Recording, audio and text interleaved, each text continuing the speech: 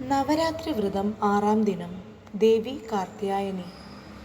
നവരാത്രിയുടെ 6-ാമത്തെ ദിവസത്തിൽ ദേവിയെ ആരാധിക്കേണ്ട സ്വരൂപം കാർത്യായനിയുടേതാണ്. കാർത്യായന മഹർഷി ദേവിയെ തപസ്സു ചെയ്ത് ദേവി തൻ്റെ ഗൃഹത്തിൽ പിറക്കണമെന്ന് പ്രാർത്ഥിച്ചു.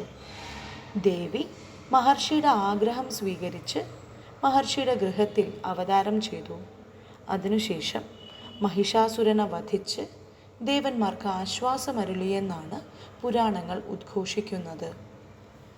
ചതുർഭുജയായ ദേവി പുഷ്പവും വാളും അഭയമുദ്രകളും ധരിച്ച് സിംഹവാഹിനിയായി സർവർക്കും അനുഗ്രഹാശിരസ്സുകളേകി വരുന്നു.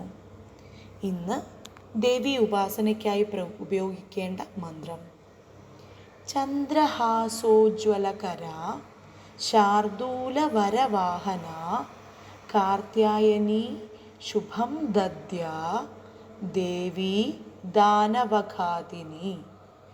ഒരിക്കൽ കൂടെ ചൊല്ലാം: ചന്ദ്രഹാസോജ്വലകര ശാർദൂലവരവാഹന കാർത്യായനി ശുഭം ദദ്യാ ദേവി ദാനവഘാതിനി.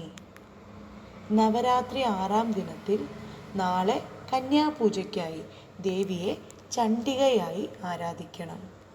ചണ്ഡികാ ആരാധനയ്ക്കായി ഈ മന്ത്രം ഉപയോഗിക്കാം: ചണ്ഡവീരാം ചണ്ഡമായാം ചണ്ഡമുണ്ഡപ്രഭഞ്ജനീം പൂജയാമി സദാ ദേവീം ചണ്ഡികാം ചണ്ഡവിക്രമാം.